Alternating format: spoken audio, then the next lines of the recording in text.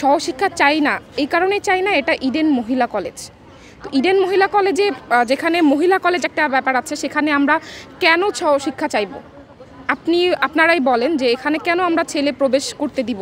কারণ ইডেন মহিলা কলেজ, এখানে অনেক কনজারভেটিভ ফ্যামিলি থেকে মেয়ে আসেন, যেমন হিন্দু ফ্যামিলি বলি, মুসলিম ফ্যামিলি বলি, যে কোনো এই ধরনের ফ্যামিলিগুলো থেকে বাবা মারা, গার্ডিয়ানরা এটা মনে করেন যে তারা একটা সুন্দর একটা পরিস্থিতিতে থাকবে, মেয়েরা পড়াশোনা করবে, একটা অভয়াশ্রমে থাকবে তারা। তো এই জন্যই তারা হচ্ছে এখানে তাদেরকে পাঠান। তো তাদের শিক্ষার জায়গাটা কি সংকুচন করা হচ্ছে না? আমি এখানে সহশিক্ষাকে নেগেটিভভাবে প্রেজেন্ট করছি না, আমি সহশিক্ষা পছন্দ করি না, ব্যাপারটা এমন না। আমার কথা হচ্ছে যে ইডেন মহিলা কলেজ, এখানে মহিলাদের নারী শিক্ষার অগ্রগতির জন্য এই এই কলেজ প্রতিষ্ঠা হয়েছিল। তো কেন এখানে সহশিক্ষা চালু করা হবে? আমার কথা হচ্ছে এটাই।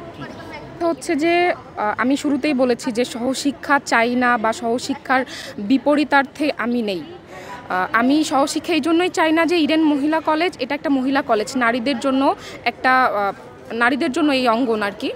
তো আমি বাইরের ভার্সিটিগুলোর, মানে বাংলাদেশের বাকি ভার্সিটিগুলোর কথা বলি, সেখানে সহশিক্ষা চালু আছে, সেখানে ছেলে মেয়ে উভয় মিলে ক্লাস করেন, করেন। তো কিছু কনজারভেটিভ ফ্যামিলি আছে যারা চান না যে ছেলেদের সাথে একসাথে ক্লাস করুন, মানে মাহারাম নন মাহারাম একটা ব্যাপারও আছে।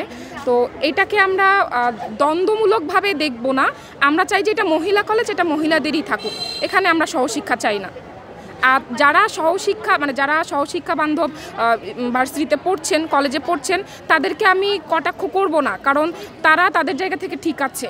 কিন্তু আমি এইটাই বলবো যে ইডেন মহিলা কলেজ এখানে মহিলাদের জন্যই আলাদাভাবে তৈরি করা হয়েছে, এখানে কেন সহশিক্ষা চালু হবে? 7 কলেজকে বিশ্ববিদ্যালয় বানানোর জন্য যে আন্দোলন, সেই আন্দোলনে ছিলাম না।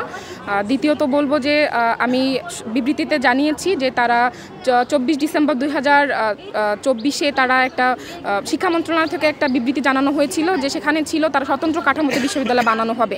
তো তখন আমাদেরকে এটা ক্লিয়ার করা হয়নি যে তারা একটা বিশ্ববিদ্যালয় বানাবে 7টা কলেজ নিয়ে।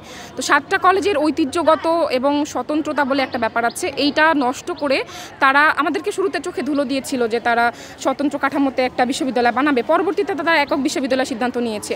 শুরুতে যদি আমরা জানতাম, অবশ্যই আমরা শুরুতে এটা নিয়ে কথা বলতাম। আমরা এখন জানতে পেরেছি, তাই আমরা এখন কথা বলছি।